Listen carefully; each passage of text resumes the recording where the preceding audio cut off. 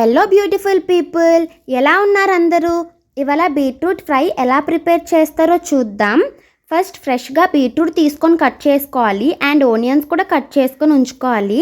Next oil heat అయిన తర్వాత జీలకర్ర, ఆవాలు, ఎండుమిరపకాయలు, కరివేపాకు వేసుకోవాలి. నెక్స్ట్ కొంచెం శనగపప్పు కూడా వేసుకుంటే చాలా బాగుంటుంది. ఈలోపు అల్లం అండ్ వెల్లుల్లిపాయలు దంచుకొని ఉంచుకోవాలి.